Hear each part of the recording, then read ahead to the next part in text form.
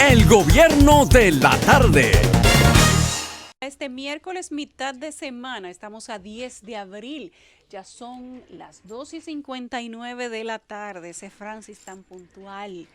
Hoy tenemos muchas informaciones que compartir con ustedes y para Andrés L. Mateo, Eduardo Núñez, José Luis Mendoza, Eddie Alcántara, Esteban Delgado, Rafael Fafa Taveras, Emil Chireno y quien les habla, Yulisa Céspedes. Es todo un placer quedarnos aquí con ustedes, dividido en dos equipos hasta las 7 de la noche. Hoy ha sido un día intenso, tenemos muchos procesos judiciales, gente marchando en las calles por el tema de la cesantía, admisión del ministro de Defensa de que realmente no tienen radares para detectar el narcotráfico a raíz de los bombardeos que hemos tenido en la zona este del país. Y además un ministro que dice que él no va a tumbar ni una mata de aguacate de los parques nacionales y que se molesta cuando le hacen la pregunta del lugar. Así ha transcurrido el día de hoy, además de la confirmación de que la mujer que murió en el hospital Darío Contreras estuvo desaparecida y es extranjera, o sea que solo faltan las generales y que lo verifique un familiar para determinar que ciertamente es la norteamericana Revenel. Por tía Denise Revenel. Las buenas tardes para don Andrés L. Mateo y para Eduardo Núñez, que me acompañan en la cabina. Buenas tardes a los amigos oyentes del Gobierno de la Tarde, Z101, como siempre, activos y en capacidad y deseo de analizar las noticias, los acontecimientos que se han suscitado en la República Dominicana. Muy buenas tardes a todos nuestros radioyentes y a aquellos que nos siguen en las redes sociales. Qué elocuente está Eduardo hoy. Vaya. Señores, Andrés L. Mateo, un día como hoy, Duarte recibe en Venezuela la noticia de que Santo Domingo fue reanexada a España y que su compañero Francisco del Rosario Sánchez había sido fusilado. Se me enredó la lengua, don Andrés, usted que es lingüista. Bueno, gracias al portal Z Digital servimos el siguiente boletín informativo. Cientos de personas participaron este miércoles en la marcha convocada por las principales agrupaciones sindicales del país para exigir al Congreso Nacional que retire el anteproyecto de ley que busca modificar la cesantía laboral por considerar que vulnera los derechos de los trabajadores. El proyecto de ley depositado por el Poder Ejecutivo reforma el sistema de salud para crear un nuevo instituto que se encargue del manejo de la cesantía, que sería calculada en base al sueldo mínimo vigente y no al promedio salarial devengado por el trabajador durante su último año o fracción de año. La iniciativa ha cosechado el rechazo del sector sindical, que se retiró del diálogo sobre la modificación del Código de Trabajo, ya que a su entender se realizó al margen de sus opiniones y consecuencia de ello se convocó la marcha celebrada esta mañana. La diputada del partido opositor PRM, Farideh Raful, criticó la decisión del presidente de la Cámara de Diputados de rechazar la solicitud para modificar la agenda del día y así decidir si se interpela o no al procurador Jan Rodríguez. Esta es la segunda vez que se solicita la modificación de la agenda para conocer si se interpela o no al procurador por el incidente sucedido con la ex jueza de la Suprema, Miriam Germán. La Dirección General de Migración deportó a 804 ciudadanos haitianos en situación irregular detenidos durante varios operativos de interdicción migratoria desarrollados en los primeros 5 días de abril, según informó la institución hoy en un comunicado.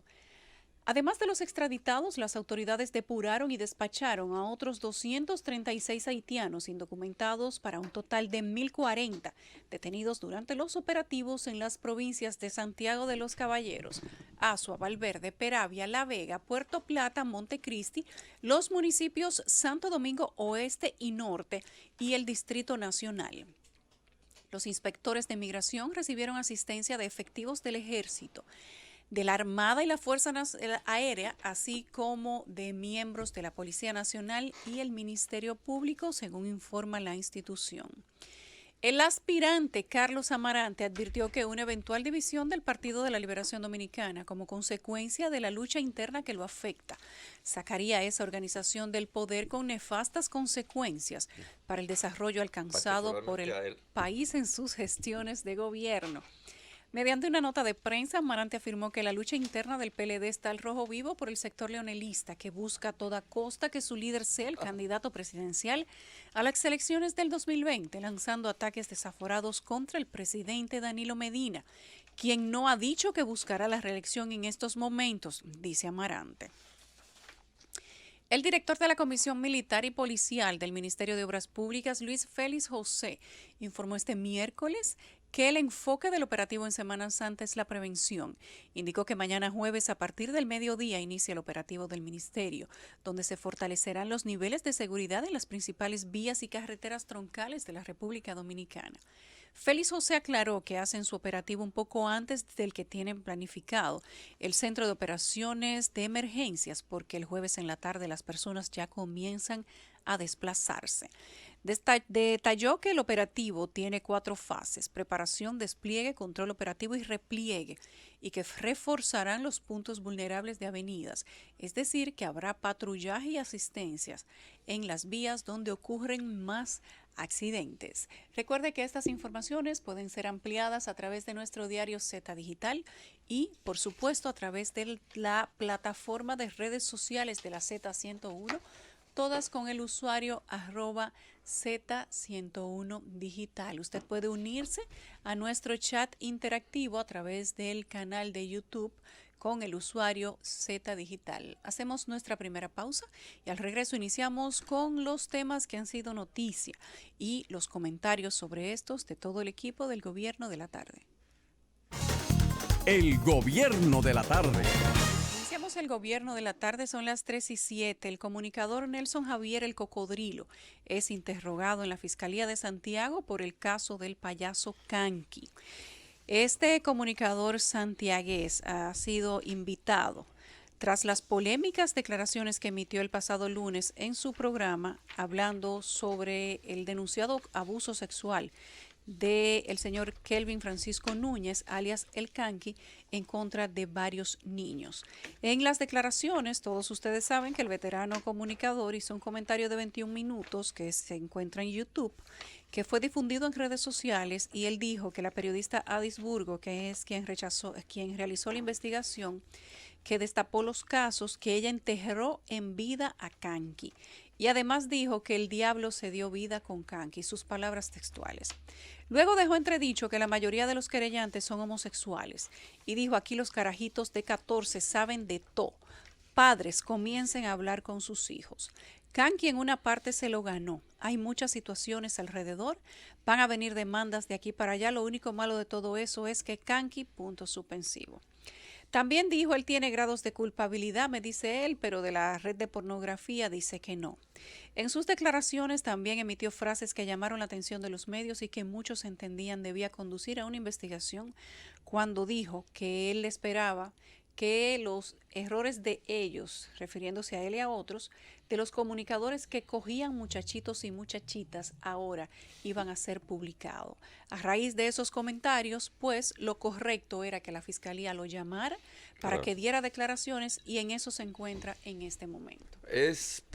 Son pertinentes las indagaciones que hace la Fiscalía de Santiago de los Caballeros, y es correcto también que se interrogue a ese personaje que hizo un tipo de defensa inclusiva. O sea, en algún momento, señalando lo que podía desencadenar el hecho, se incluyó.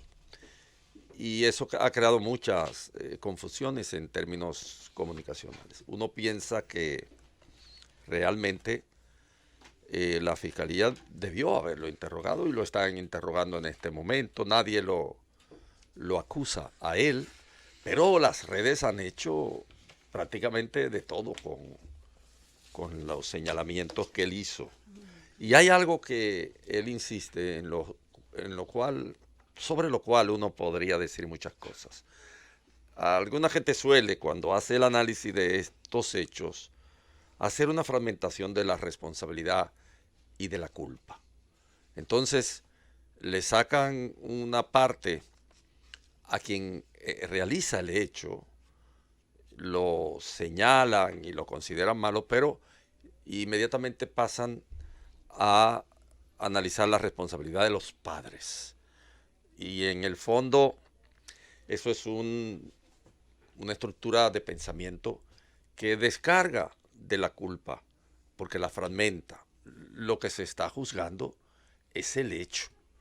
Si después vamos a hacer un análisis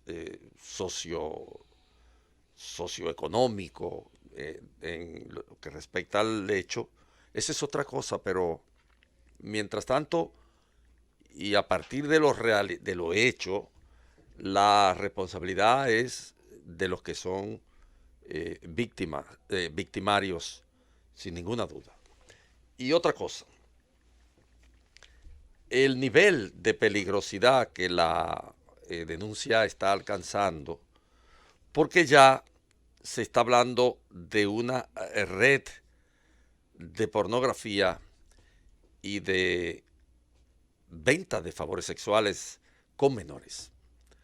Eso se ha deducido de algunas de las declaraciones de las víctimas y de algunos círculos allegados a el encartado, bueno, al que va a ser encartado porque está en ese proceso, con toda claridad. Hay pistas, hay señalamientos, y el caso es importante que se esclarezca, que haya una justicia diáfana, transparente, que quienes tengan responsabilidades, aséptica, que no esté contaminada por ninguno de los vinculados. por ningunos, y que haya responsabilidades específicas a quienes han realizado los actos solamente. Y a quienes se han beneficiado. Correcto. Si fuera cierto lo de la trama o lo de la trata de niños utilizados de forma sexual, ahí tiene que aparecer todo el que participó, sea famoso, no sea famoso, sea conocido, no sea conocido. En ese caso, aquí la Fiscalía de Santiago tiene que dar un ejemplo, porque eso lo sabía mucha gente. Bueno, esa es otra, que es un tema que se viene arrastrando desde hace poco más de 5 años. Hay alrededor del tema reportajes e investigaciones periodísticas anteriores, y en consecuencia hay también un archivo de referencias sobre el cual algunas autoridades judiciales comenzaron a actuar en el sentido de la investigación, pero sin resultados. Bueno, pues ahora el hecho regresa convertido ya en un verdadero escándalo en la sociedad dominicana. Mira, es un tema demasiado serio, es una clase de discurso con la que no se juega.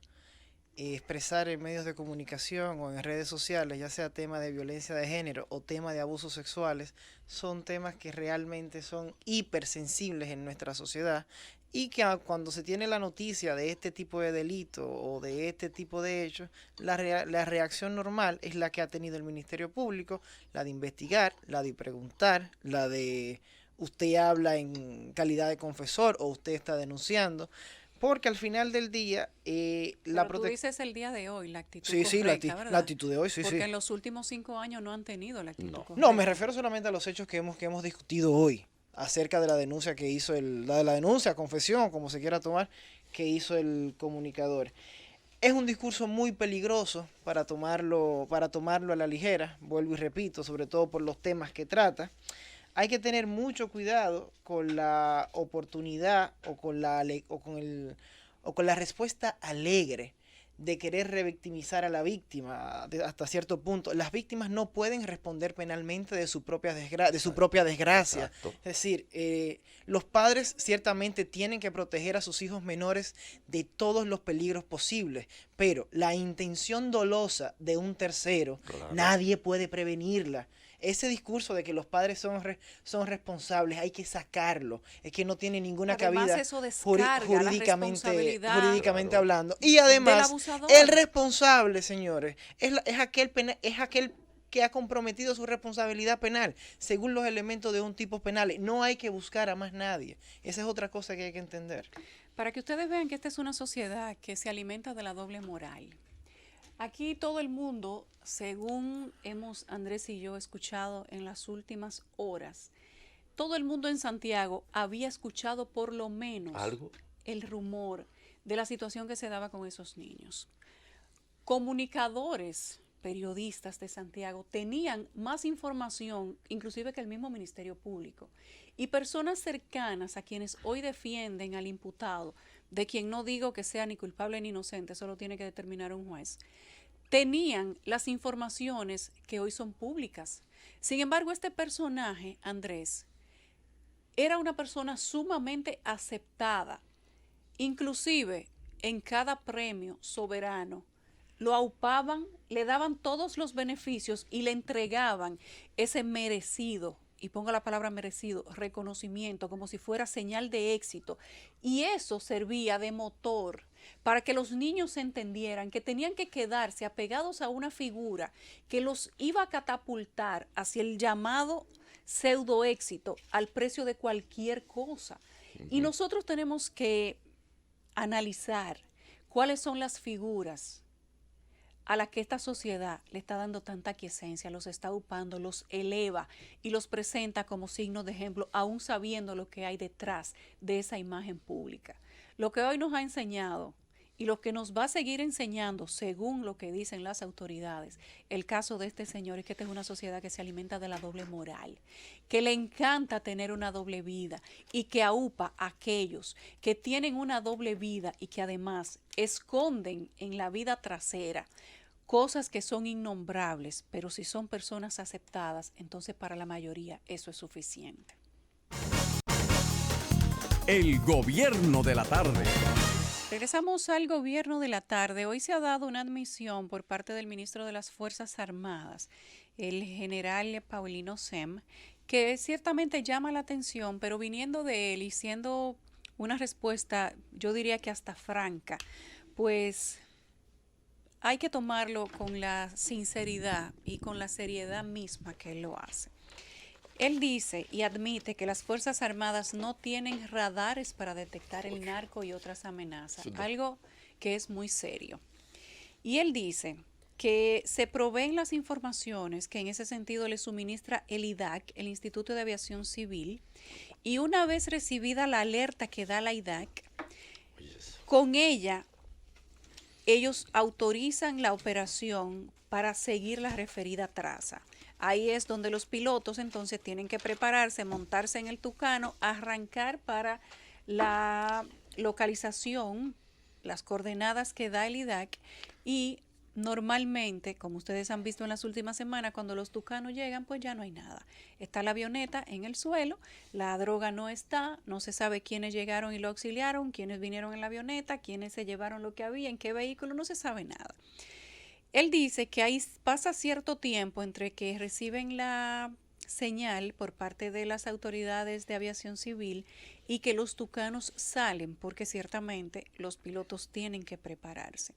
Que en el último caso del que hemos hablado durante esta semana, la traza solo duró 8 minutos y luego desapareció del radar. Dijo además que esa traza, sí, obviamente, dijo que esa traza se hizo desde la isla Saona hasta Boca de Yuma y los tucanos duraron hasta las 12 de la noche y luego tuvieron que retornar. Respecto del tema de los radares, dijo que eso está en un proceso legal y que por eso no se pueden usar, y estamos hablando de los radares que se compraron en el año 2011. Y en palabras textuales del ministro, él dice que se hicieron de manera irregular porque el debido proceso de compras y contrataciones no se cumplió. Ay, tío.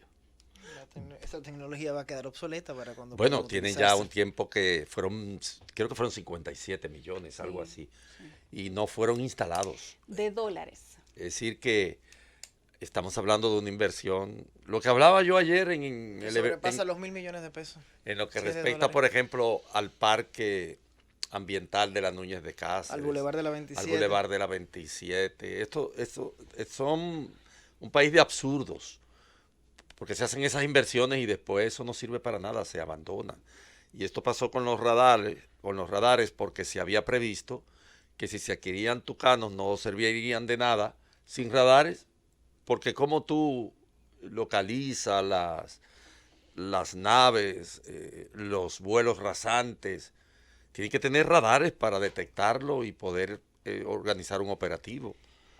Ciertamente esto no es así. El caso Tucano es un caso bien complejo en este país. Así es. Porque además implica sectores políticos, empresariales y militares, y políticos, por supuesto, en primera fila. Y sin embargo no ha pasado nada. Este es el país de la burundanga, este es el país de na y na.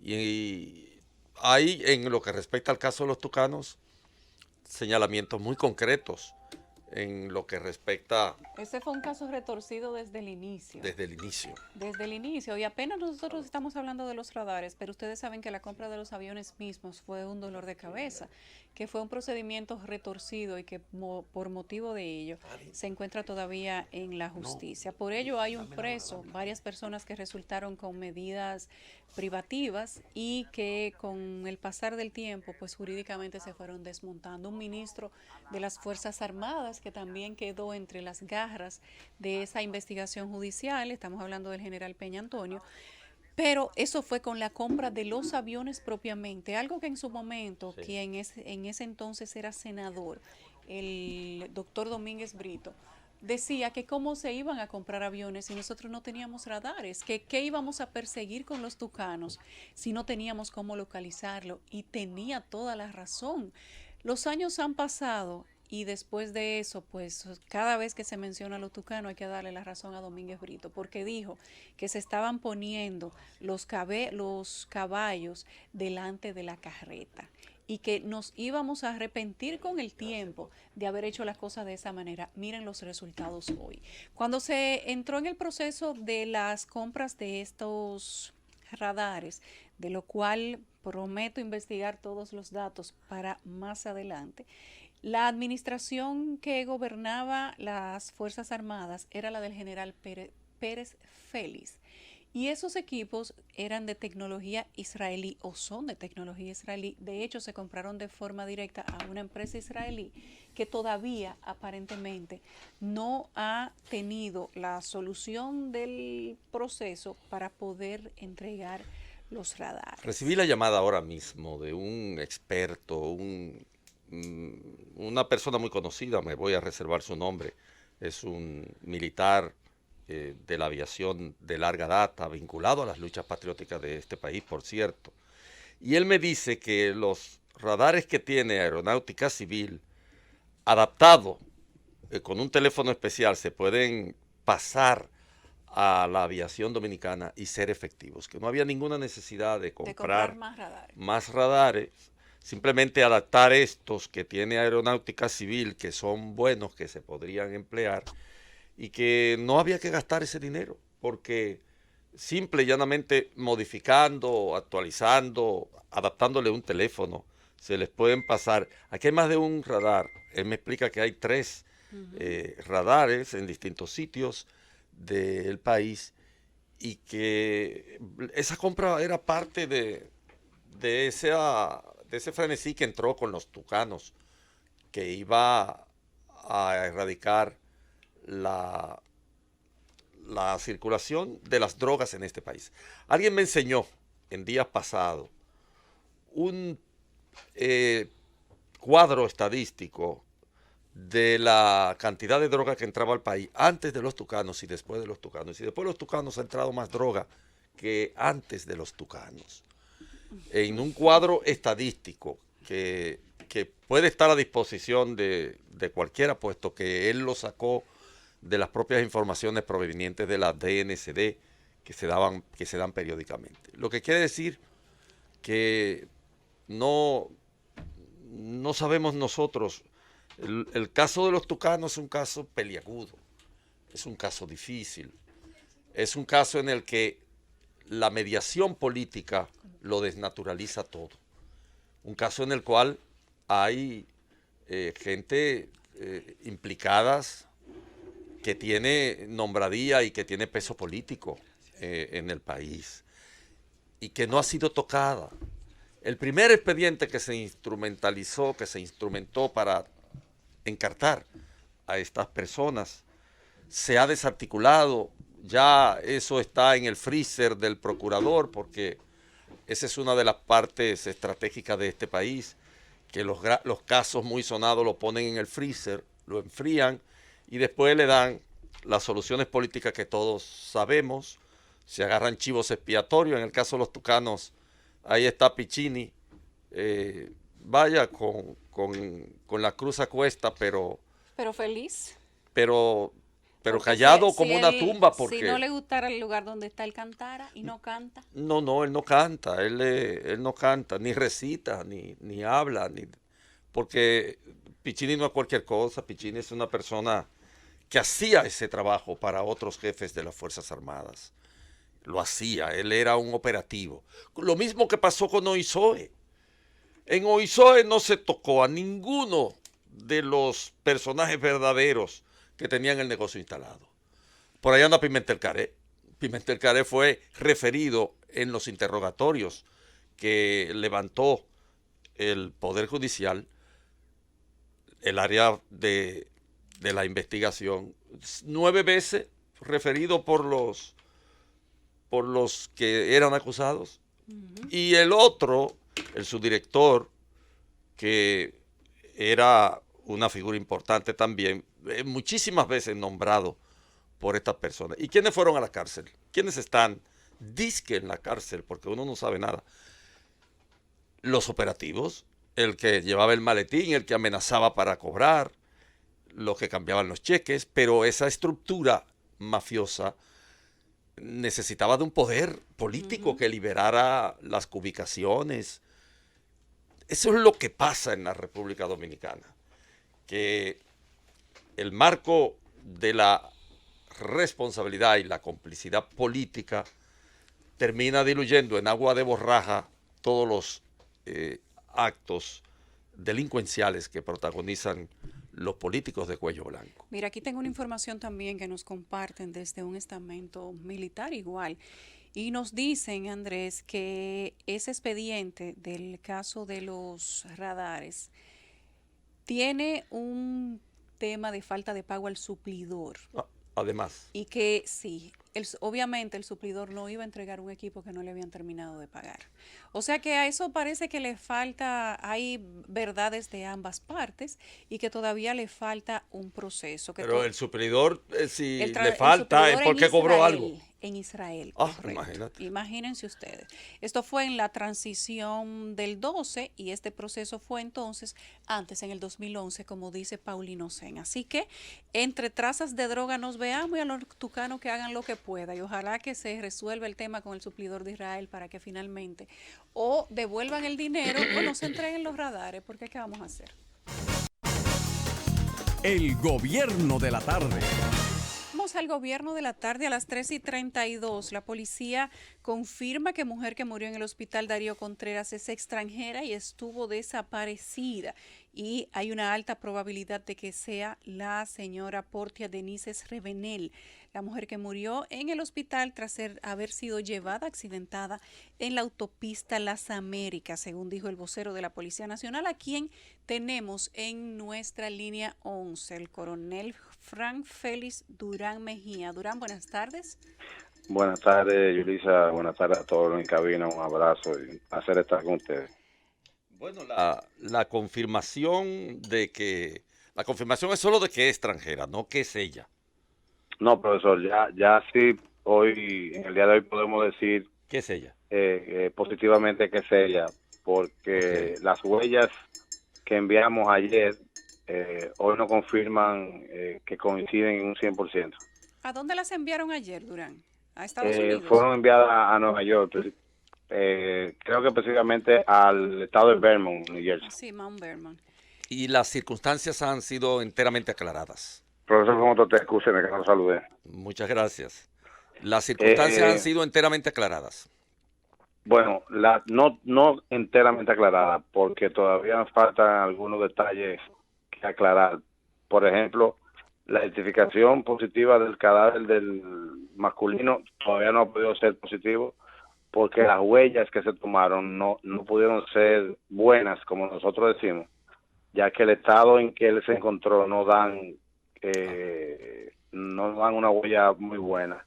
Lo que se hizo con él fue que se tomaron fotos hoy y se enviaron allá a Vermont a fin de que un hermano pueda identificar los tatuajes, perdón. porque ya está en estado de descomposición, Durán. Sí, fíjese, ese evento se efectuó el 27 y él fue sacado del agua el 31. Ay, Estamos hablando que tenía 3 días Oh, en sí, el agua. sí. Lamentablemente, imágenes muy dantescas y un cuerpo muy en descomposición. y por la vía del ADN no es factible. Sí, podría ser, pero entonces eso Tiene que haber tomaría un alguien tiempo, que ¿te entiendes? compare. Un tiempo mayor. Sí. Claro, se puede hacer. Nosotros tenemos 4 elementos por los cuales podemos hacer identificaciones positivas. O que los familiares lo identifiquen, huellas dactilares, una documentación que se le encuentre arriba o ADN. Y huellas dactilares. Durán, entonces ustedes confirman que ciertamente fue un accidente de tránsito a la 1:00 de la madrugada. La presunción ya apunta todo hacia allá. Ahora hay que esperar, extraer el vehículo, hacer la planimetría, ver en qué condiciones cayó, para entonces poder certificar de ciencia cierta de que fue un accidente. Ahora, todo apuntar a las condiciones, el horario, las condiciones que yo venía, sabían que estaban tarde para tomar un vuelo, ya habían tomado trago anteriormente, así que hay muchas condiciones o factores que señalan hacia un accidente de tránsito. ¿Por qué el cuerpo aparece en Sanssouci? Simplemente por el movimiento de las olas, navegó tanto. Sí, eso es lo que nosotros entendemos, que No es mucha las olas, distancia. dígame. No es mucha distancia, Durán. Sí, pero los cuerpos en el agua habían bastante. Había que buscar un experto en esa materia para que nos dé más luz, pero nosotros sabemos que un cuerpo con la corriente Sí, puede ya mucho. moverse milla náutica en poco tiempo. Bueno, ¿ya la familia se encuentra en condiciones de aceptar o le falta todavía algún tipo de procedimiento, quizás del INASIF, para darle seguridad, perdón, de que realmente son sus parientes? Bueno, yo personalmente hablé con el comisionado del estado de Vermont esta mañana Ok. y él me pedía que si nosotros le podíamos dar seguridad o cualquier facilidad a los familiares que vienen para Santo Domingo. Y nosotros le dijimos que sí, que no había ningún inconveniente con eso. Pero después el mismo comisionado me llamó y me dijo que los familiares iban a hacer esa diligencia a través de la embajada. Oh, La de la seguridad. No, recuperar de los hacer su cuerpos. diligencia, de venir a recuperar el Ah, los cadáver cadáveres, ok. y ese tipo de cosas. Y la prensa, porque ha habido a nivel internacional un tratamiento muy desplegado en relación con este hecho. La prensa norteamericana incluso lo llevó a primera página del Times y No, al y New York Times y la todo eso. NBC lo La pasó NBC como un hizo una... reportaje. SN No ha también. habido partes de prensa por parte de la policía para que se orienten en relación con eso. No olvidemos, comandante, que hubo en días pasados, pocos días antes, un comunicado público de la Embajada de los Estados Unidos que advertía a viajeros norteamericanos sobre la peligrosidad de venir a nuestro país. Personalmente yo he estado en contacto con todas las cadenas internacionales y hemos estado dando cobertura. Hasta el momento, le hemos dado a esas cadenas todas las facilidades, igual que a la prensa local. Le hemos mantenido informado paso por paso de lo que se ha hecho y todos los detalles con relación a ese caso. Es un caso que si usted lo mira, el contexto completo en que se desarrolló es un poco complejo, Ujú. porque usted mira que los eventos iniciales se dan en el Atlántico y los finales se dan en el Mar Caribe, prácticamente de un lado, de una De un costa a extremo a otra otro. de la isla. Eso conllevó que nosotros tengamos que invertir, inmediatamente tuvimos conocimiento del hecho, muchas horas hombres, muchos recursos a fin de poder limitar o el cerco de búsqueda, buscar el cerco de búsqueda. Recordemos que la última vez que ellos se pueden ver, que hay una evidencia de que se ven, es cruzando el peaje de Marbella a las 1:41 de la mañana. Pero su vuelo era a la 1:30. A las 1:30 por Spirit, sí. Sí, ya estaban Ya ellos fuera iban de tiempo. tarde. Sí. Ok. Tú sabes que nosotros que conocemos la carretera de Samaná sabemos que tomarlo a Sí. No, esa eso es hora es una peligrosísimo. imprudencia. Durán, pero hay algo que nos causa curiosidad. Si esa señora llegó sin identificar, golpeada, sumamente golpeada, al hospital Darío Contreras, ¿no se da un parte policial de las víctimas que llegan sin identificación y con signos violentos a la Policía Nacional? ¿No se pudo haber identificado antes sobre la base de esa información que debe ser frecuente? Nosotros investigamos en la DGC, o los investigadores que tenían a cargo eh, pidieron un reporte a la DGC si se había reportado algún accidente. Lamentablemente, por las circunstancias en que se dieron los hechos, nadie reportó el accidente. Primero fue un accidente que se produjo en horas de la madrugada, el carro quedó en el fondo del mar,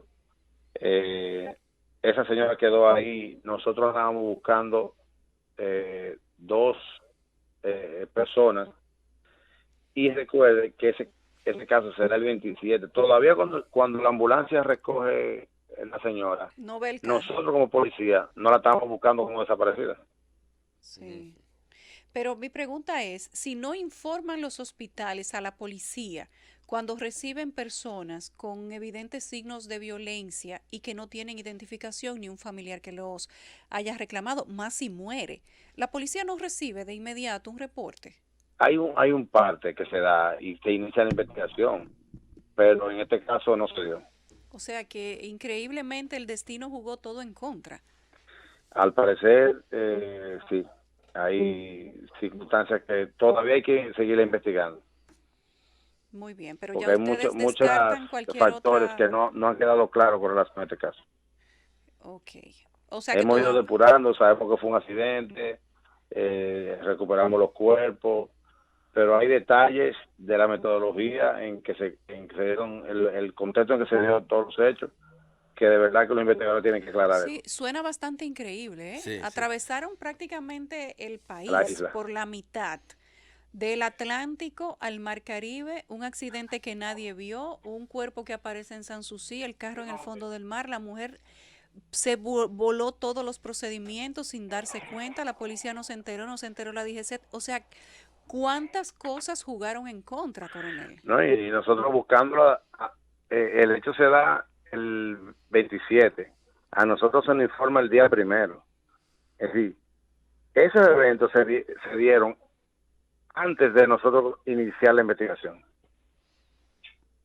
Oh, muy bien. Bueno, Bueno. sin duda que está rarísimo, parece sacado de una película, pero ojalá y que se Vamos a ver. pueda confirmar tal como Y usted armar dice, todas que las todo fue piezas así. para que sea Sí, bastante eso es, creíble. profesor, tenemos que ir todavía, a pesar de que el caso está parcialmente claro, pero hay piezas de este rompecabezas que todavía hay que colocarla en su lugar. En su lugar, exacto. Estoy de acuerdo con usted. Muy bien, gracias coronel Durán por haber A su estado orden siempre. telefónicamente con nosotros en el gobierno de la tarde.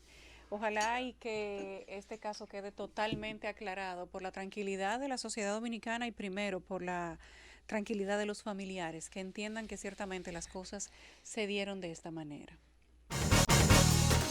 El gobierno de la tarde. Regresamos al gobierno de la tarde, son las 3:44. Le damos la bienvenida a José Luis Mendoza, que se integra en la cabina. Bueno, quienes sí están en sesión permanente son los diputados leonelistas que han tomado las escarpadas montañas de Quisqueya. Ya nada más son montañas, ya ni escarpada. Ya en contra de la reelección. Ayer hubo un encuentro y Andrés, perdón, ¿tú viste cómo le resaltaron a Leonel Fernández la hora de llegada? Llegó a las 2:25, aunque la hora pautada era la 1:30. ya que Leonel sea... En la nota se la pusieron. Bueno, porque era muy característico que él llegara tarde a los actos. Yo no sé si era un homenaje al Mayimbe o qué, pero nunca era puntual. Nunca. Ahora está siendo puntual. Qué bien. Puntual. Sí. Con Ahora. 45 minutos después. Ah, no, pero eso no es nada. Ah, ok. Oye, 45 minutos. Leonel solía tomarse. Yo recuerdo la inauguración de una feria del Ah, libro. no, Andrés, 55. Fue una hora después que llegó. Pero no es nada. Eso no es nada. Bueno. En una inauguración de una feria del libro llegó 2 horas después. Y el cardenal estaba al lado mío, sentado ahí, y estuvimos hablando, y él no se había dado cuenta del tiempo que había transcurrido. Cuando se percató del tiempo transcurrido, se quiso ir. incomodó, se puso histérico y agarró, yo me voy, Claro. y se fue. Cualquiera. Claro, es que buen respeto. Por eso ustedes vieron que cuando se eligió a Danilo Medina como una manera de marcar diferencia, Danilo Medina inició, no sé si siempre lo ha sido, una puntualidad No, Danilo es Lo puntual. mantiene. Danilo es milimétrica. como Hipólito. En parte tiene Sí, que ver, Hipólito Mejía en puntual, parte ¿no? tiene que ver y que no esto la gente no vaya a pensar que es un piropo al todo, es un piropo a lo específico. En parte ocurre porque si algo Danilo intentó diferenciar desde el inicio, y lo hacía como método de campaña, que nadie lo dude, en su primer gobierno, fue diferenciarse de Leonel, incluso hasta en el tamaño del séquito. En todo, en Señores, todo. a Leonel había que llevarle la silla presidencial a los sitios. Este hombre No, al pero medio, ya Danilo se la lleva. ¿Ya se la está llevando? Claro que sí. Pero yo No, antes no, antes Danilo no lo lleva en Danilo la ha silla. asumido todos los elementos rituales del poder. No, pero antes, todos. bueno, por lo menos hasta hace un tiempo. Al principio no, pero hasta hace un los tiempo, ha asumido hasta todos. hace un tiempo reciente recuerdo que Todos los el elementos séquito rituales. era Y la puntualidad es mucho antes de Danilo, es mucho antes Él cuando de era ser presidente. ministro era puntual también. Porque Danilo es un orfebre. Es decir, Danilo lo que ha hecho toda la vida es... ¿Sabe quién no jugaba con el hacer tiempo? filigrana, y se organizar. destacaba en eso, del 96, cuando el primer gobierno de los PLDistas, Miguel Coco. Ah, no, Miguel no. Miguel era... Era Es director de impresionante. aduana. Y eso y accesible. Muy... Bueno, tenía la puerta abierta de siempre. Eso lo hacía distinto. Y obviamente, yo insisto, no me canso de mencionar a Ángeles Herman como el arquetipo de funcionario que aquí no existe. Bueno, pues los diputados leonelistas están en sesión Con el permanente. perdón de mi amigo, escúchame, porque las omisiones son criminales. De funcionarios que no se le ha ido nunca nada a la cabeza, como es el caso de nuestro amigo del Servicio Nacional de Salud, Chanel Rosa Chupani. Chanel, sí, Chanel es otro... Chanel es de Otra Chanel es fragancia. otra fragancia. Sí, esa es otra fragancia. Puedo decir eso. Así es. Decíamos que los diputados leonelistas están activos. Y tienen razón en estarlo. Hoy yo le hacía una reflexión a un dirigente del PRM, que quizás ellos también debían estar así, chivos, como se dice a nivel popular, activos, alertas, porque se sabe que hay rondando un hombre del maletín, que tiene mucho poder en este país y que puede cambiar voluntades. Ya a Leonel le ocurrió, por eso está madrugando. Le ocurrió con la reelección que le cooptaron casi todos los senadores. Se lo cooptaron. Y en consecuencia, Pero ¿y qué ahora garantiza que no se lo coopten otra vez, Andrés? Porque antes acuérdate que él tenía 2 senadores, que eran el Félix Bautista y la senadora Mateo. Por cierto, oye, Mateo, igual que tú. Cuando venga la fortuna, ya tú sabes, van a estar en la misma no, pues, cuadrilla. si esa no tiene ni para una botellita de agua. Dijo ella. Andrés, cuando estábamos en esta misma discusión, pero en el 2015, decía Félix Bautista y la senadora en Queda sobre su cadáver. Sí, en todos los acercamientos que le daban los periodistas, en la rueda de prensa, cuando se reunían con el presidente Fernández, que sobre su cadáver pasaba la reelección y los votos de ellos eran imprescindibles. ¿Y cómo salió la foto cuando se Pero aprobó la reelección? no fueron solo ellos. ¿Con las 2 manos para arriba? No fueron solo ellos. Hay Bueno, gente... ellos como senadores. Hay gente que tenía una lealtad en relación con Leonel verdaderamente obsecuente, una lealtad hasta exagerada. Yo siempre cito el caso de Eddie Mateo, el senador por Barahona, que 2 meses antes declaró que la candidatura de Leonel era imbatible porque él era el candidato de Dios. Y el candidato de Dios, bueno, él terminó sacándole la alfombra y yéndose con Danilo. Y lo mismo pasó con el de Santiago. Julio César. Con Julio César César Valentín. Valentín. El de Santiago hasta hablaba como Leonel. No, todavía él habla. Hasta hablaba como hablaba Leonel. Todavía habla igual que Leonel. Y cogió por ahí, compadre, por la puerta de atrás y nadie le vio la raya. Cogió para Santiago y se quedó allí. Eso ocurre en este tipo de práctica política. Pero personajes como Sonia Mateo, por Dios. Aquí hay una serie de elementos en la historia de la política que uno no sabe qué va a hacer. porque mientras este país mantenga a esas a esos personajes de que como líderes políticos, ¿qué puede esperar un país donde sus líderes políticos son de esa catadura? Esas lealtades en gran número dependen de un incentivo económico. Naturalmente. Vamos a no perdernos. Claro. Y la fortaleza de los 42 o 43 diputados que pueda tener el expresidente Fernández también es proporcional a lo que pueda suceder en ese incentivo. Ahí no hay una motivación ideológica, o por lo menos eso es lo que ellos han expresado durante los últimos 20 años, cada vez que se habla de reelección. Y si bien puede haber hasta agradecimiento personal para apoyar tu comentario, vamos a algo más global. ¿Qué son las fidelidades en la política vernácula tradicional dominicana? Sino la aspiración, la promesa del poder compartido. Es eso. O sea, mientras el Estado sea lo que es hoy, sirva para lo que sirve hoy, así mismo van a ser las fidelidades en el campo político, sobre todo a la gente que tiene aspiración de poder y posibilidades de poder. Que quede claro. Y no solamente eso, ahora que lo mencionas, eso fue lo que pasó en el año 2015, cuando no solamente se hizo un acuerdo sobre la reelección, sino también sobre la presidencia de ambas cámaras. El gran problema que hay ahora es que no existe ese acuerdo. Pero una vez ese acuerdo No, si pero a llega, ellos no si le se da llega, trabajo hacerlo.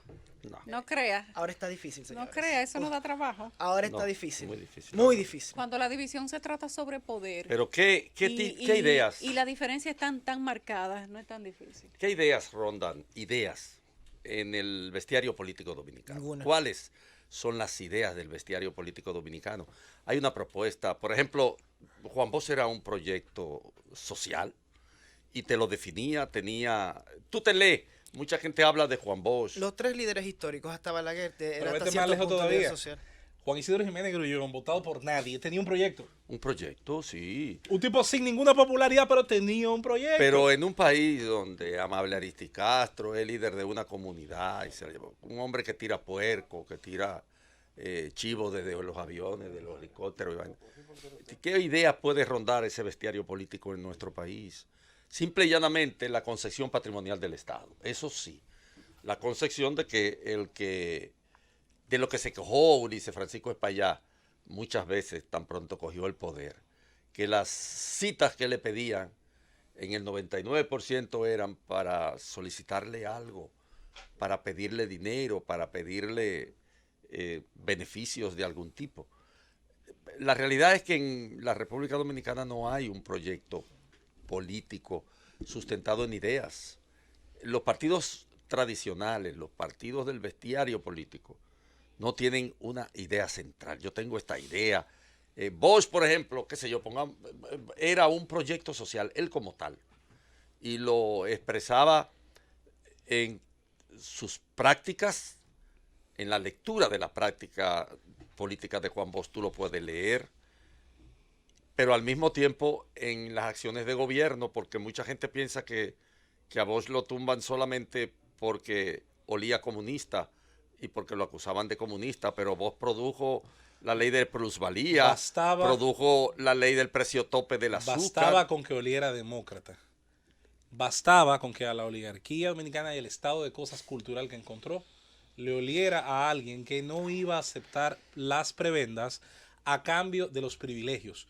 El Bosch que llega en el 62, bueno, que gana la selección en el 62, toma posesión el 27 de febrero del 63, ni siquiera todavía se había adentrado en el estudio del marxismo como lo hizo después. No, exactamente. Lo que ocurre es que llega un individuo, y que conste que yo podría tener una serie de ideas que no necesariamente van de manera coyuntural con la ideología del profesor, pero me queda clarísimo que el jefe de Estado, el estadista que llegaba en el 63 a gobernar el país, bastaba con que oliera demócrata, y eso era exactamente el profesor Juan Bosch. Pero también hay factores concretos, José Luis. Por ejemplo, lo de la reforma agraria, la ley de minifundio, la ley de control de alquileres, lo relativo a la ley de la plusvalía, que le colocó la ley del precio tope del azúcar, se enfrentó con la ley del precio tope del azúcar a una oligarquía tradicional con mucho peso en este país, Que todavía el Estado laico, las posibilidades, o sea, hay cosas concretas. El procedimiento a partir del cual las ganancias de los grandes emporios tenía que repartir un 10% entre los trabajadores.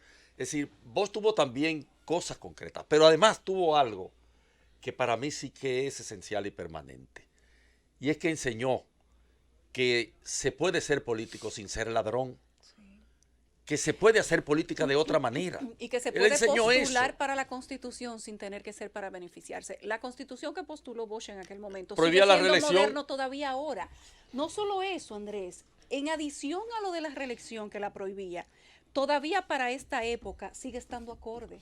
Lo sorprendente es que su partido, que ha gobernado por 20 años, no acogió el proyecto de modificación, el proyecto de constitución que creó, que parió su propio progenitor, que creó su líder ideológico. Yo creo, Yulisa, y sobre todo, don Andrés, que no sé cómo le va a sonar esto, pero a veces en el pecado está la penitencia. Cuando el profesor Bosch decidió diferenciarse de la campaña de Viriato, que no era un político profesional, vale decir.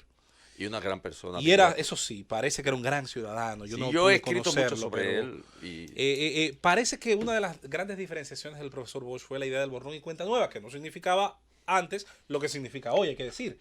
La idea Ahora era es no impunidad. perseguir a nadie por su haber participado en el régimen de Trujillo en cualquier tipo de actividad que no fuera criminal, simplemente como funcionario y demás, versus el látigo de Viriato que daba el discurso de llegar al poder para castigar a Titirimundati. sí. Digo que en el pecado está la penitencia porque parte de la gente que le dio el voto y el apoyo al entonces candidato y luego presidente Bosch pensó que con eso había comprado una parcela del poder. Y ahí es que Bosch, tan pronto toma posesión, responde, no, espérate, el presidente no tiene arientes ni parientes, el presidente no tiene familia, el No presidente tiene no tiene amigos.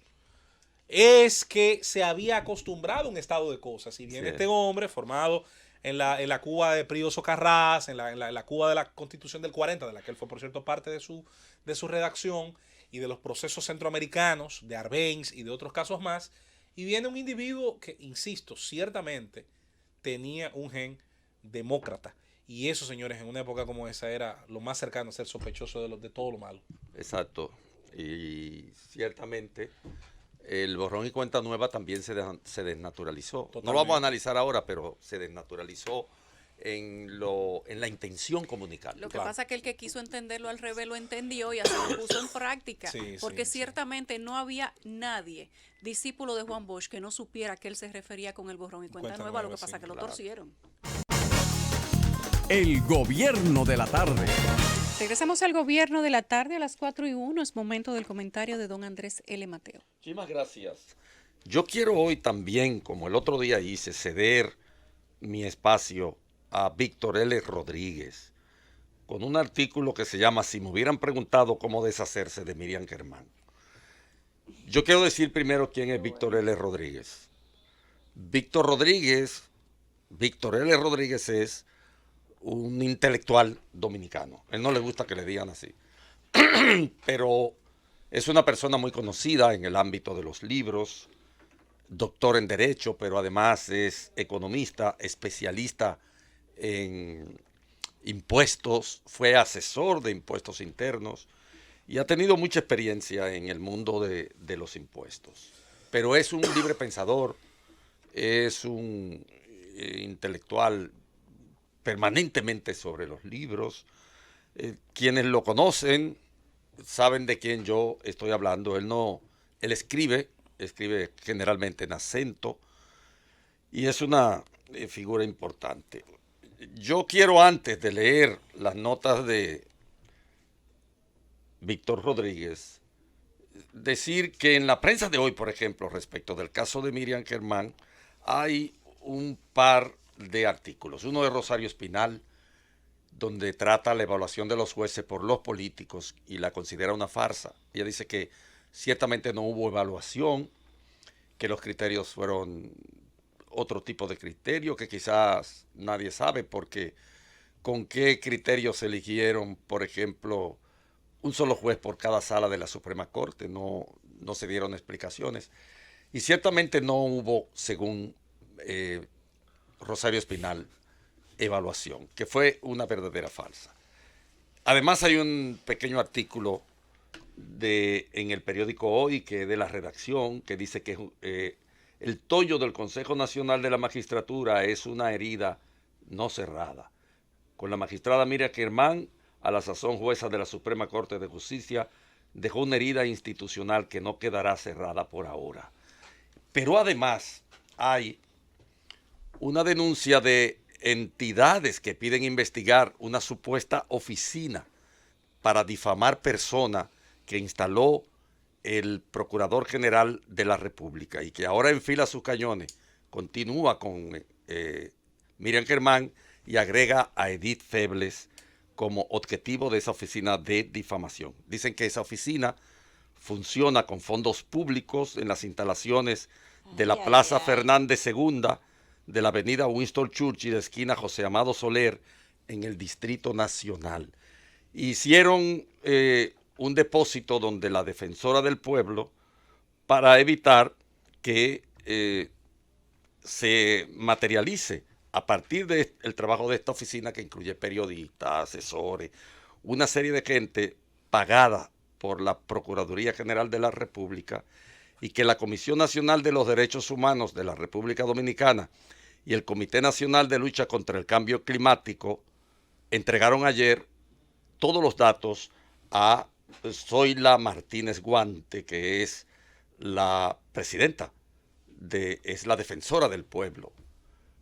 Con este telón de fondo leo entonces las notas del artículo de Víctor Leré Rodríguez. Si me hubieran preguntado cómo deshacerse de Miriam Germán, dice Víctor: los gobiernos que creen que la alternabilidad en el poder debe ser con la periodicidad con que la estatua de Colón baja el dedo, con frecuencia no saben cómo actuar frente a una persona desafecta, un presunto enemigo o con respecto a alguien que se considera un problema.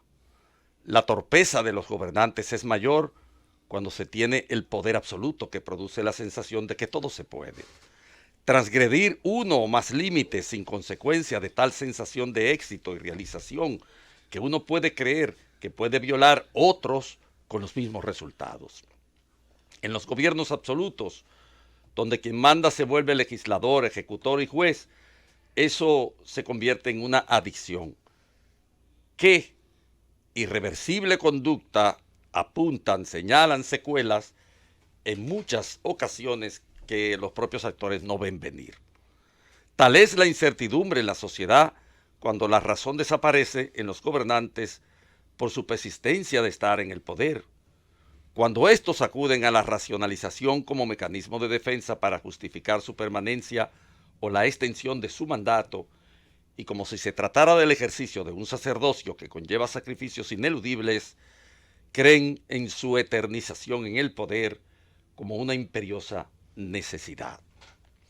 El éxito de los gobernantes en traspasar los obstáculos que las reglas de la democracia establecen para su eficacia termina en un sopor político donde concluyen los arrebatos de la opulencia. De tal forma sucede que en el gobierno a nadie se le ocurre que hay que cambiar. Pero más que el éxito, más que hacer con las personas cualquier cosa, más que el logro de triunfar en cada acción del gobierno, sin fronteras ni deslinde moral alguno, nada obnubila más el entendimiento de los gobernantes que el placer de mandar, la tendencia hedonista del poder que elimina todas las facultades propias de la razón y la tolerancia. Los gobiernos ideológicos, dueños de todas sus verdades, tienen problemas cuando pretenden deshacerse de personas que tienen otras verdades que no toleran. Y en los gobiernos que hay muchas personas en el noble afán de hacerse ricas en tiempo récord, con todas las opciones de enriquecerse sobre la mesa, resultan inconvenientes las personas que desdeñan la opulencia y que fundamentan su riqueza en cosas tan extrañas a los ojos de quien riqueza pecuniaria quiere, como tener libros de poesías, una o más biografías, unas novelas escritas sobre tristezas o alegrías, o cientos de libros de filosofía y narrativas de suspenso. Deshacerse de persona tan extraña como Miriam Germán para los gobiernos que no quieren gente como ella, ni en la vida ni en la sociedad, resulta en todos los modos difícil. Meterla en prisión siempre es, entre todos los métodos, el más fácil, pero termina siendo inútil, como es de fácil excluirla de la judicatura. Pero es imposible variar su fama y pretender destruirla señalándole las carencias morales de las que su acusador padece. Entonces, ¿qué hacer con personas como Miriam? Todas las medidas fáciles son posibles, como meterla en prisión, pero ya lo dijimos, que si eso sirve es poco. Se puede impedir que vaya a la radio o a la televisión.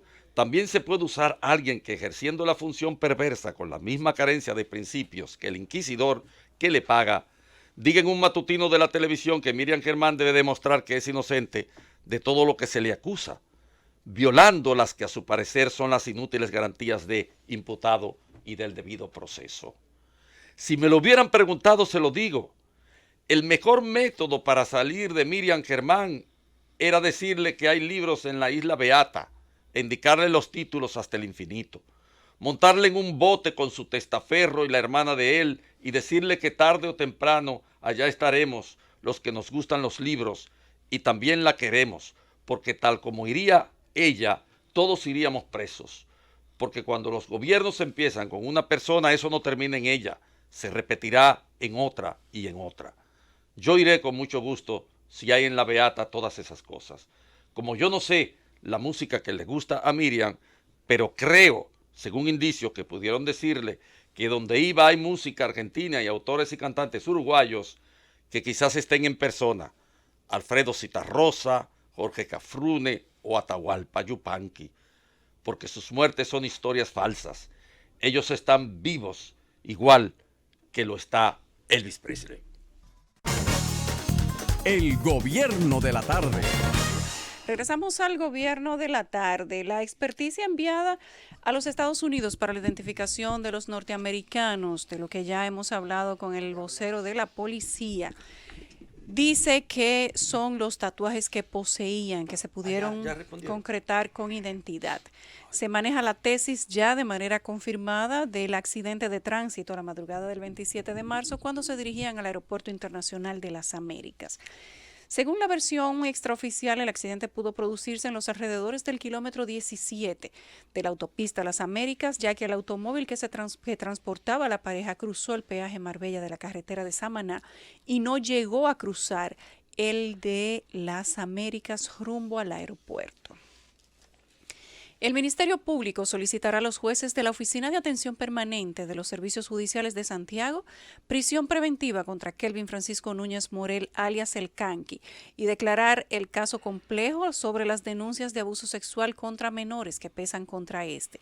José Francisco Núñez, fiscal titular de Santiago, indicó que la situación de El Canqui se ha agravado, ya que en vez de 3 ahora son 4 las denuncias sobre abuso de menores que tiene el Ministerio Público. Una sala del Poder Judicial de Perú ordenó hoy la detención preliminar por 10 días del expresidente Pedro Pablo Kuczynski por los presuntos delitos de corrupción de funcionarios y lavado de activos a raíz de 2 obras adjudicadas a la brasileña Odebrecht, según informaron este miércoles los medios locales peruanos. De acuerdo a la resolución publicada por El Comercio y RPP Noticias, el señor Jorge Luis Chávez, que es el juez, señala que el Ministerio Público presentó como hecho precedente los actos de blanqueo de capital en los que ha incurrido el expresidente como consecuencia de su intervención en presuntos actos de corrupción vinculados a 2 proyectos que fueron concesionados a Odebrecht. Kuczynski ha seguido las investigaciones en su contra desde Lima y permanece en su casa en el distrito de San Isidro a la expectativa de la prensa de que la Policía Judicial se acerque para hacer efectiva la detención. En Perú se ha jugado una pelota caliente fuerte con ese tema porque Perú logró, insisto, fue la mejor herencia que dejó la crisis del Fujimorato. La crisis de Fujimori se da contra actores del Poder Judicial, esencialmente fiscales, que en ejercicio de independencia pusieron en riesgo su vida. Eso deja un centro de cosas muy débil en el aspecto institucional, pero dentro de esa debilidad lo más fuerte estaba precisamente en ese rol de esa área de la judicatura.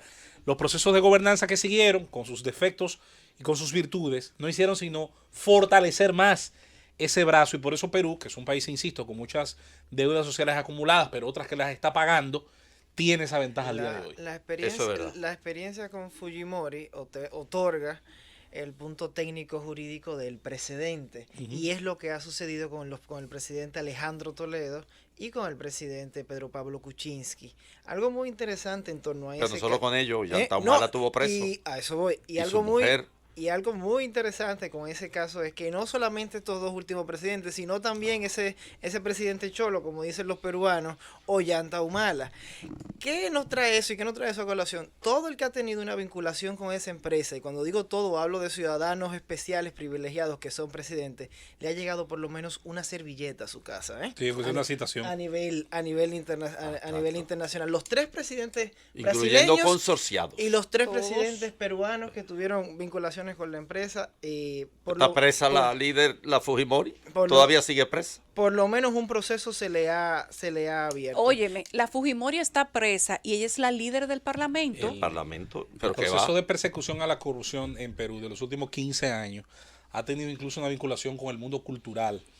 Perú tiene su cine, está repleto de títulos que están afiliados, que son conexos a ese Coño, tema. ese buen Recomiendo la película Caiga quien caiga, Sí, sí. que sí, está basada, sí. entre otras cosas, en aquel fiscal histórico Sí. que persiguió nada más y nada menos que al hombre fuerte, el poder detrás del trono, que era Vladimiro Montesinos. Claro. Por claro. cierto, el personaje en quien está inspirado la película, tengo el honor de decir, es un abogado que entre sus múltiples viajes, siendo joven, era parte de la actividad social de su iglesia, visitó la República Dominicana. Es conocedor de este país. De este país. Así anda Perú. Qué diferencia de Santo Domingo. El gobierno de la tarde. Regresamos al gobierno de la tarde. Son las 4:17. Momento del comentario de José Luis Mendoza. Bueno, breve y vamos a circunscribirlo a la actividad que teníamos hace un ratito.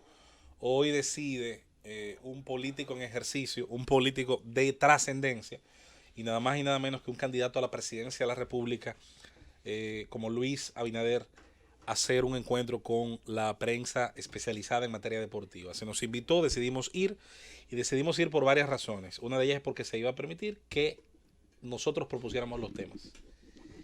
Y esto es bueno compartirlo con el público porque debo decir que haré lo mismo si otros candidatos nos invitan. No importa cuáles sean. Estaremos yendo a cualquier tipo de conversatorio en temas como ese, donde entendamos que podemos sumar una campana.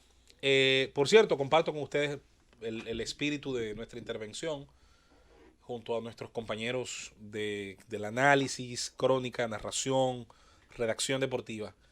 Aproveché para decirle al ingeniero Luis Abinader que si es favorecido con el voto popular, yo personalmente, José Luis Mendoza, no le va a pedir al Estado Dominicano, que tiene tantas deudas acumuladas con el individuo, con el contribuyente, yo no le voy a pedir que invierta más en deporte que en salud. Eso no tiene sentido. Yo no le voy a pedir que invierta más en deporte que en educación.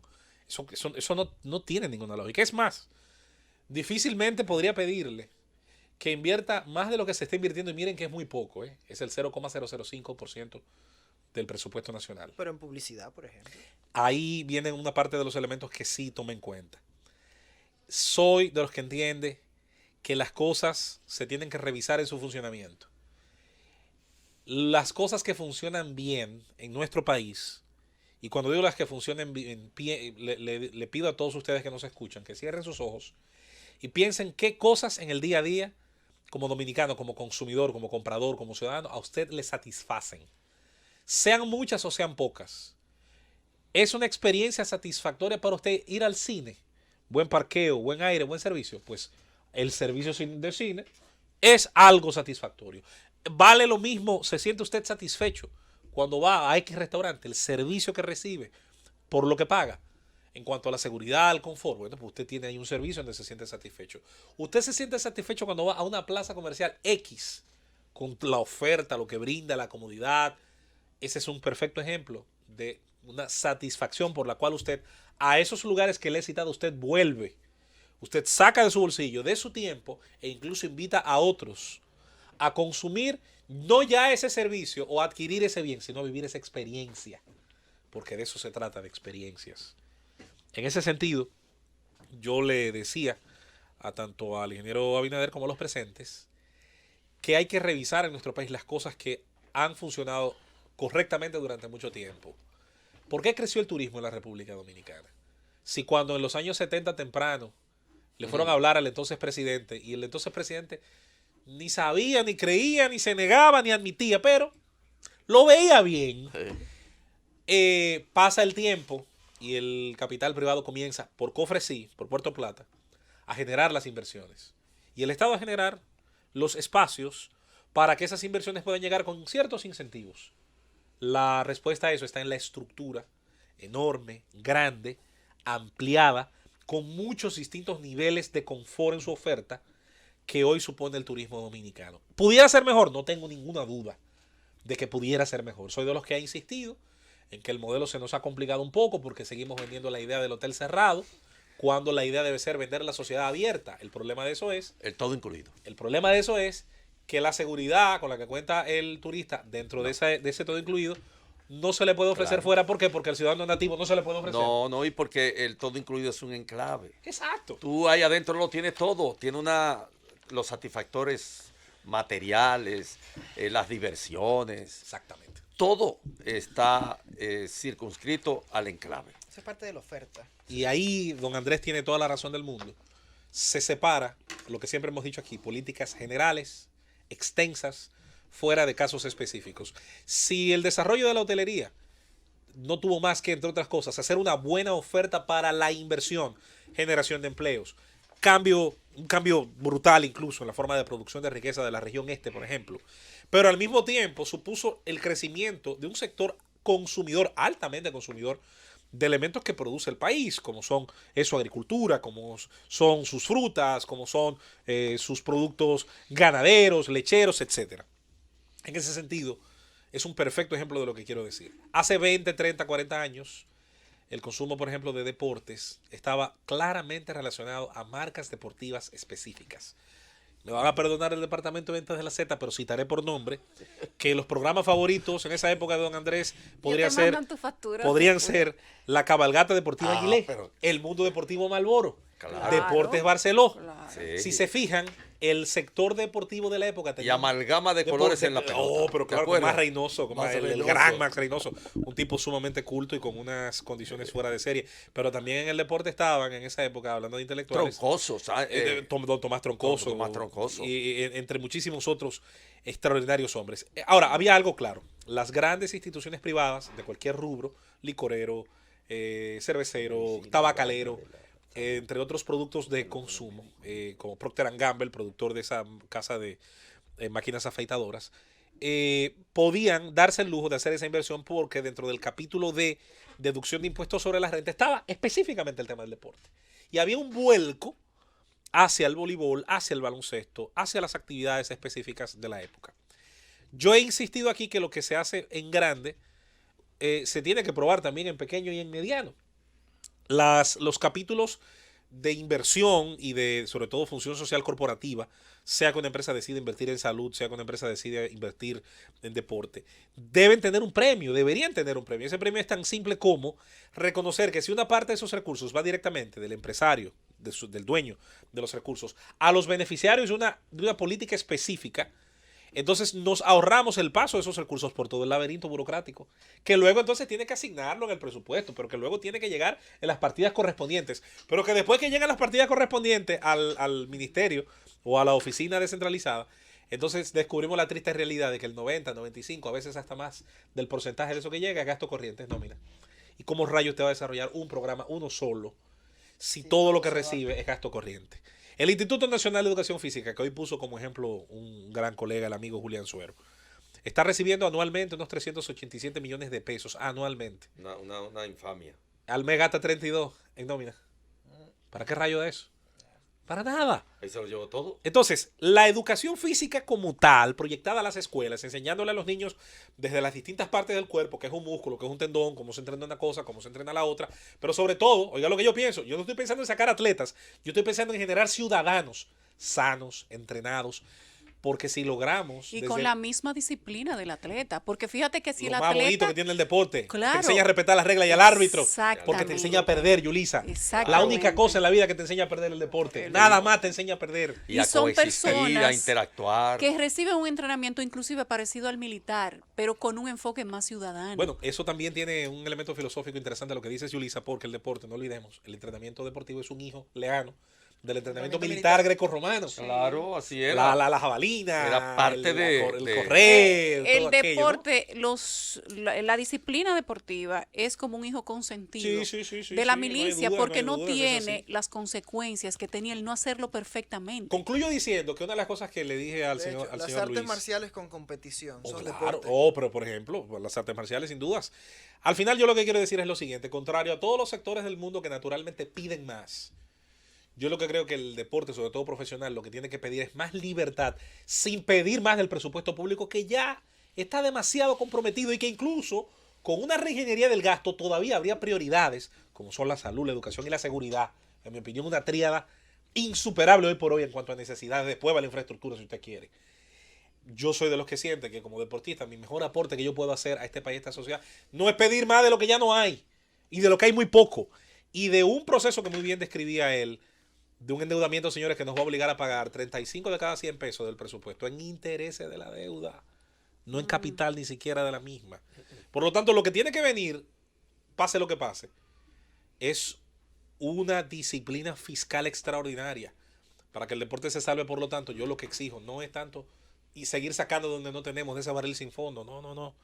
Es volver a liberalizar la política de inversión en él, los patronatos, el patrocinio, la idea de que las marcas puedan ver en los deportes, en las distintas disciplinas, en cualquiera que fuese ella, un camino a elevar la excelencia, a colocar su marca al lado de ella y a encontrar esos héroes que son los deportistas en sus comunidades como el principal punto de encuentro entre su función social corporativa y la de un pueblo, señores, que produce tremendos atletas, pero que tiene que preocuparse también en producir tremendos ciudadanos. Eso le agrego, Francis, por último, que el deporte es una fuente de empleos, no solo para atletas, para entrenadores, árbitros, anotadores, para personal de kinesiología, de terapia, de medicina deportiva y de la crónica deportiva me incluyo. De manera que también en ese sentido yo pienso que merece una ojeada a lo que se ha estado haciendo y dejando de hacer en las últimas semanas. El gobierno de la tarde. Estamos al gobierno de la tarde, son las 4:29, momento del comentario de Eduardo Núñez. Muchísimas gracias, Yulisa. Muy buenas tardes a todos nuevamente. En mi comentario de hoy, yo deseo hablarles sobre un tema que he identificado. Se ha ido en una parte relegando y en otra parte se ha ido agudizando su crisis. Es un tema que todos estamos hasta cierto punto conscientes, pero que no estamos haciendo caso. Es el tema de la libertad de expresión en la República Dominicana. En los últimos meses, y yo voy a hablar de los últimos meses, pero realmente en los últimos años se ha registrado una crisis crónica en el derecho de la libertad de expresión e información en nuestro país. De hecho, ya que es un tema tan amplio, yo voy a dedicar por lo menos uno de mis comentarios a la semana a tratar la libertad de expresión y otros los aspectos vinculados. Porque, como todos sabemos, la libertad de expresión está íntimamente ligada con la idea de veracidad, con la idea de periodismo, con los medios de comunicación y las redes sociales, con la censura, la autocensura y la censura que puede venir por parte del Estado. En el día de hoy, siendo el primero de esta serie de comentarios que están vinculados pero no son interdependientes, es decir, se puede entender uno sin haber escuchado el anterior o sin tener idea del próximo, yo quiero hacer un pequeño mapa de lo que ha ocurrido, un pequeño levantamiento de lo que ha ocurrido en la República Dominicana a nivel de libertad de expresión en las últimas 2 semanas. Naturalmente, y esto debo de decirlo, no están todos los que son, pero con seguridad sí son todos los que están. ¿Qué factores nos indican que hay una crisis de la libertad de expresión? Doy 4 ejemplos hoy de entrada. El pasado 5 de abril, el Tribunal Constitucional de la República Dominicana se vio obligado a anular el artículo 44 de la Ley de Partidos, por presentar una violación directa a la libertad de expresión, la cual se calificó de artículo mordaza. El mismo día, es decir, el mismo día 5 de abril, la semana pasada, la periodista Edith Febles fue objeto de una campaña de descrédito luego de haber publicado en su página de Twitter unas informaciones relativas al caso de la ex magistrada Miriam Germán, conforme a unas informaciones proporcionadas por la Embajada de los Estados Unidos. La versión que Febles presentó en sus redes sociales fue alterada y difundida por una serie de cuentas falsas. El 30 de marzo fue publicado en la prensa escrita que la libertad de expresión había registrado una reducción en la República Dominicana, y esto según el informe del Programa de las Naciones Unidas para el Desarrollo. Este informe decía que la República Dominicana a nivel regional solo superaba a Honduras, Nicaragua y Venezuela en materia de libertad de expresión. Igualmente, el 18 de febrero de este año, que fue promulgada la Ley 1519, la Ley Orgánica sobre el Régimen Electoral, la misma contiene el artículo 284, numeral 18, el cual castiga la difamación o la injuria a un precandidato o a un candidato a un cargo electoral con una pena de prisión de hasta 10 años, lo cual es a todas luces exagerado si se toma en cuenta que otros bienes jurídicos como el patrimonio o la integridad corporal o el honor, la intimidad y la imagen de un ciudadano común no reciben una pena o un resguardo por parte del Estado de esa cuantía. En solamente 2 meses, de febrero a abril, se comprueban ejemplos de leyes violatorias a la libertad de expresión, como la que el Tribunal Constitucional declaró inconstitucional, valga la redundancia, información falsa y manipulada, censura previa y censura estatal. Cuando hablo de censura estatal me refiero sobre todo a ese artículo que castiga con una pena de 10 años la difamación e injuria a personajes políticos, a personas que aspiren a cargos electorales. Todo esto sin señalar que existen también otros factores que afectan la libertad de expresión, como es el hostigamiento de los periodistas, la parcialidad de algunos medios de comunicación, la inexistencia de medios críticos o la sobreabundancia de medios favorables al gobierno. Así como también, y es algo que se registra con mucha frecuencia, la falta de diversidad en puntos de vista en cuanto a la crítica de la política del Estado se trata. Establecidas estas denuncias, lo primero que hay que entender es que la libertad de expresión no supone solamente el derecho que tiene cualquier persona de expresar sus ideas, pensamientos u opiniones, sino que también cumple una garantía institucional, que es la de proteger el valor de una sociedad abierta, de una sociedad plural, el valor que tiene que todos, cuando participamos en el uso público de la razón, también formemos una opinión pública a la cual todos podamos referirnos. La libertad de expresión no incluye solamente la posibilidad de comunicar y de comunicarlo conforme a determinados criterios, sino también de recibir información veraz, como en unos minutos yo voy a explicar. Además hay que entender algo. Cuando se habla de libertad de expresión y libertad de información, también se están resguardando valores como la búsqueda de la verdad, el tráfico libre de la información, la posibilidad de debate y la satisfacción de esa imperiosa necesidad que tenemos todos de comunicarnos. Solamente hay que tener en cuenta el fenómeno de las redes sociales para caer o hacer conciencia en lo importante que es para el ser humano comunicarse. En realidad, hay que entender que la libertad de expresión e información no se trata simplemente de una libertad política necesaria para la democracia, sino más bien de un elemento de la sociedad abierta, de una sociedad plural, de una sociedad democrática, valga la redundancia, estrechamente vinculada con la condición humana. Sobre esta idea, hay también que entender que la libertad de expresión e información es el vehículo para que usted se informe y exprese sus ideas en un medio no pervertido por agentes estatales y solo influenciado por la información y las opiniones que se emiten en consecuencia de un ejercicio libre de la libertad de expresión y no de un ejercicio condicionado de la misma. Por esta razón, y a pesar de lo que se puede haber discutido y de las opiniones que se han expresado, las informaciones que se vierten en público tienen un requisito de ser veraces. La veracidad sí es un requisito indispensable de la información, aunque no es absoluto. El uso público de la razón, para colocarlo en clave habermasiana, indica que la información que usted aporta, cuando lo hace en la esfera pública, debe de ser veraz. El reporte de una noticia siempre debe de ser veraz, no así las valoraciones que se hagan sobre la misma. La diferencia entre información y expresión es exactamente la misma que existe entre noticia y opinión.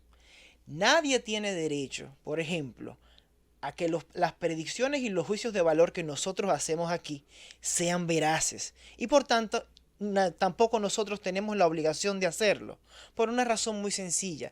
Nadie tiene la obligación y nadie se encuentra en condiciones de predecir el futuro. Pero a lo que todo el mundo sí tiene derecho es que aquel que brinde una información en la esfera pública lo haga en términos veraces, porque la afirmación de un hecho o el reporte de un suceso son noticia, no opinión, y por lo tanto debe de obedecer a un orden de verdad. Por eso cuando se manipula la información que otra persona da sobre un hecho, se está atentando contra la libertad de expresión.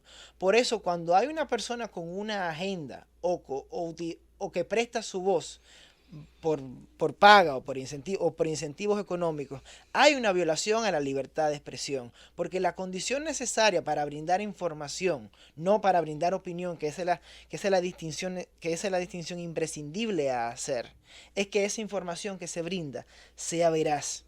La libertad de expresión e información no solo supone la obligación de comunicar una información veraz, como ya dije, sino también de recibirla. En consecuencia, las informaciones falsas aportadas por periodistas pagos, por sicarios de la verdad o por destructores de imágenes atentan contra la libertad de expresión e información.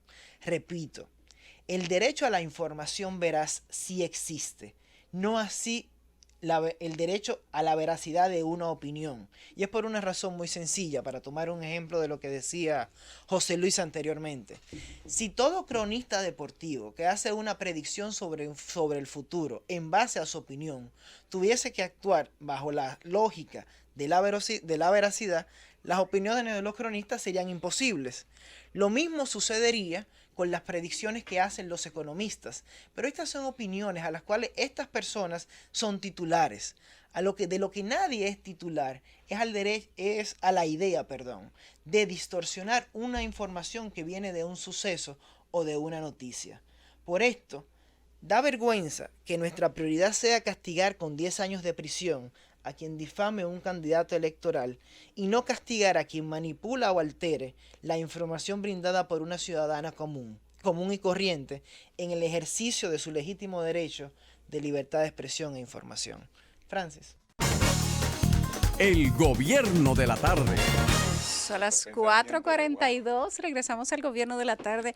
Está con nosotros el doctor Zenén Cava, quien ha sido presidente del Colegio Médico Dominicano y una figura prominente de la clase médica. Doctor, buenas tardes, bienvenido al gobierno de la tarde. Buenas tardes, Yulisa. Buenas tardes a los distinguidos compañeros que conforman este panel.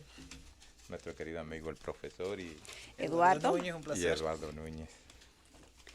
Doctor, ¿cómo anda el Colegio Médico Dominicano para iniciar con unas elecciones que ya se combinaron con las elecciones del país, por cierto? Sí, señor. ¿Están Sí, en pre-campaña ustedes casi? Es así. Ya hay son candidatos. 2 años que dura una gestión, aunque no es oficial, pero soterradamente ya hay candidatos. Este fin de año va a ser terrible. Vamos a estar todos en elecciones. El Colegio Médico, los partidos políticos. A través de las municipales, ¿no? Ajá. La municipal en junio, ¿no? Esto va a ser candela y puya. Bueno, pero comencemos mirando el sistema de salud. ¿Cuál es la situación real del sistema de salud en la República Dominicana? Se habla mucho de inauguraciones de hospitales, de reparaciones, etcétera.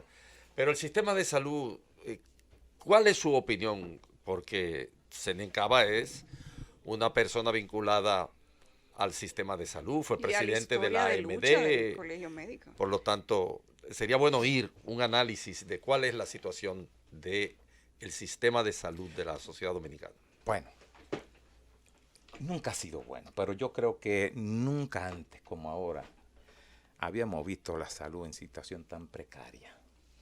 La salud abarca muchísimos renglones, tanto esa que tiene que ver con la atención primaria como la atención asistencial propiamente dicho, cuando ya el paciente va con alguna queja.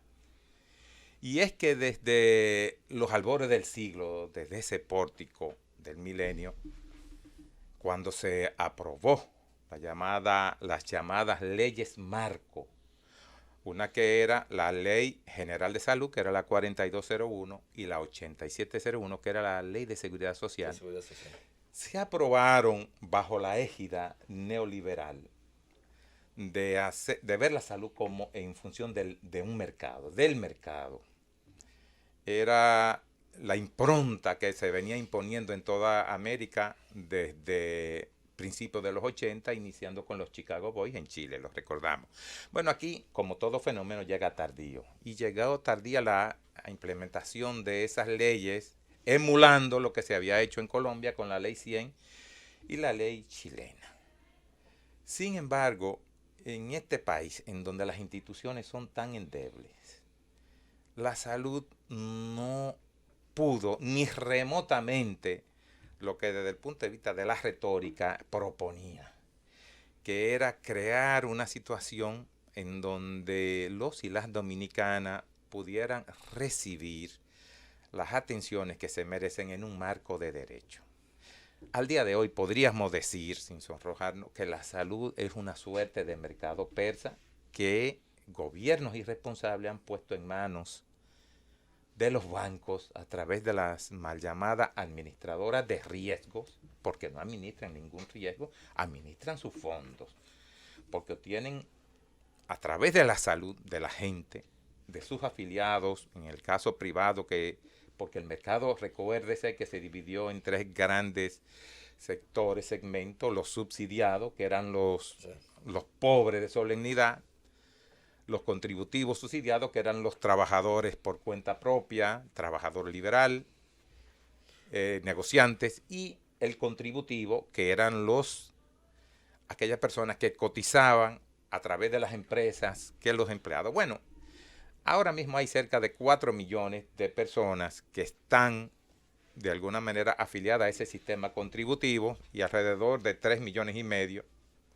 en el sistema subsidiado. No se sabe qué pasó con ese segmento de los contributivos subsidiados, que nunca lo quisieron asumir. No lo asumía nadie. No lo ha asumido nadie, porque es que hay que trabajar, hay que invertir en regularizarlo, normatizarlo. Y vista como es la salud, un negocio fácil para los bancos, se invierte poco en materiales gastables, una secretaria, un teléfono. Invertir en regularizar ese sector era harto difícil. Entonces, desde ese punto de vista, ¿qué hemos visto? Que si valoramos la salud en función de indicadores, lo que exhibe nuestro país, como casi todos los indicadores en todos los órdenes económicos, educativos, bueno, pues la salud no es una excepción. Tenemos para muestra basta lo que es la mortalidad materna, que es de la más alta, altísima. Bueno, en este gobierno de Danilo Medina se ha incrementado la mortalidad materna, se ha incrementado la mortalidad infantil. No han podido. ¿Y cómo van a poder si en medio de esta varaunda, de esta parafernalia, de tumbar hospitales sin consultar a la población así por así, cerca de 60 hospitales, donde se iban a atender las parturientas pobres? Sí. Bueno, pues ahí tenemos los resultados, un incremento desastroso de la mortalidad, tanto materna como infantil, y qué decir de las enfermedades transmisibles, porque tampoco se invierte en prevenir. Ahora mismo estamos casi ante la inminencia de un brote de dengue y malaria. Yo he visto malaria. Sí, señor. Estamos cerca de la semana 16. Ellos no han emitido el reporte, pero ya cerca de la semana 12 teníamos casos de dengue que bordeaban cerca de 500 casos, lo que pueden contarse, porque aquí hay un subregistro de más de un 50%. A veces deliberadamente, a veces sospechosamente, y por lo que es el sesgo natural que se produce estadístico. Bueno, frente a esa circunstancia uno diría, pero si lo conocen, ¿por qué no aumentan la inversión? Y uno sabe que la salud es la cenicienta dentro de los servicios que debe de brindar un gobierno. Y no es menos cierto que si usted invierte cerca del 1.9%, alrededor de unos 75.000 millones, 5.000 millones menos que lo que se invirtió el año pasado, como si fuéramos más sanos este año, usted obviamente va a cosechar esos resultados. Así las cosas, lo que se podría llamar eufemísticamente sistema de salud, que yo no creo que esto es cualquier cosa menos un sistema, ciertamente es calamitoso. Frente a esa circunstancia, la gente protesta, se ha organizado. El día reciente, ayer, para ser más preciso, ADESA. Sí, ADESA es una institución que ya tiene varios años. Es una institución que reclama por los derechos de la salud. Le propuso al país político, como se dice, ¿no?, un pacto que se firme de respeto a muchas cosas que ellos entienden que hay que hacer y que yo creo, sintetizando, que lo más importante son las siguientes. Yo pienso que aquí hay que comprometerse con mejorar el presupuesto, lo que se invierte en salud. Por una parte, cerca del 5%. En segundo lugar, yo pienso que hay que universalizar la cobertura de salud. Aquí existe en este momento una exclusión social en términos de salud obscena. Eso entre otras cosas. Y organizar estructuralmente, reformar la salud con seriedad. El gobierno... ¿Cuál sería la primera medida, por ejemplo? Yo pienso que hay que reformarlo todo. Porque reformarlo, eso pero suena, reformarlo no banalizándolo. Pero eso suena complicado, doctor. Muy complicado, porque el propio gobierno en el 2012 promulgó una ley para reformarlo todo, o desde el punto de vista económico, asumir la salud. Y no ha respetado absolutamente nada. ¿Y el pacto cuáles puntos incluiría? Ya le dije, reformar la salud. Sí, en segundo lugar, incrementar el presupuesto. Pero reformar la salud, sobre todo para el radio. Bueno, eso pasa por el tamiz de contemplar una nueva ley general de salud y una nueva ley de seguridad social, no tan inclinada al aspecto mercantil, porque esto se hizo montándose en la cresta neoliberal. Sí. Había que sintonizar con lo que acontecía. ¿Y quién se ha beneficiado del capital financiero? Claro que sí. Solamente las ARS ganan anualmente 4.300 millones de pesos. Más que el que aporta el dinero. Pero no, y qué decir de las AFP, que generan 30 veces más, los fondos de ellos generan ganancias 30 veces más que a quien estuvo llamado a recibir seguridad social, que era el trabajador. Entonces esto no ha sido salud, esto es un mercado persa, vulgar, en donde el sector financiero se ha servido con la cuchara grande, con la complicidad del gobierno, quiero aprovechar el espacio, que quieren aprobar una nueva ley de pensión abusiva, extendiendo la cantidad de años que debe de esperar el trabajador para ser pensionado. Y con chele. Y aumentando las ganancias. ¿Usted sabe con cuánto se van a pensionar a la gente cuando le toque? Hasta con 2.000 pesos. Pero por Dios, con el 22% de lo que es el salario. Eso, pero por Dios, eso es irrisorio y abusivo. Sí, la pensión no puede ir por debajo del sueldo. Y a los que le toque, para que sepa. Sin embargo, la ley así lo establece. Pero las pensiones aquí, para la gente que gana sueldo mínimo, la pensión le va a salir de 2.000 y pico de pesos. Pero por Dios. Y eso es una cosa esa es la gran contradicción. inimaginable. La pensión no puede ir, la pensión no debería de ir por el sueldo mínimo, y el sueldo mínimo ni siquiera debería de ir por debajo de la canasta básica familiar, que el mismo Banco Central la fija en 30.000 pesos. O sea, es un país de contradicciones en ese aspecto económico. Sí. Pero sí. Entonces, visto eso, yo pienso que aquí hay que empujar desde abajo, como se empujó con la ley de educación, que a fin de cuentas, aunque han hecho en buena parte lo que le ha dado la gana, Bueno, tenemos dos candidatos a presidente con el 4%. Exactamente, ahí tenemos dos. Bueno, pues como usted puede ver, pero yo creo que la población no debe de seguir mirando de soslayo la situación de su salud. En este momento, el único hospital de salud pública que está abierto es el Mocoso Puello y hay que ver, allí se carece de todo en sentido general. ¿Es el que tú trabajas? Sí, es el que yo trabajo, es el que está funcionando actualmente, porque el AIBAR, hoy hubo una reunión grandísima de médicos y personal paramédico, etcétera, etcétera, en el colegio médico, exigiendo que el AIBAR, que ya va como para 5 años cerrado, que era para 1 año, definitivamente logre abrirse. Y abrirse como una institución que vaya a rendirle servicio a la población, no una institución descentralizada con fines de generar recursos desde el punto de vista mercantil, sino para rendir un servicio de buena calidad a la gente. Nosotros creemos eso.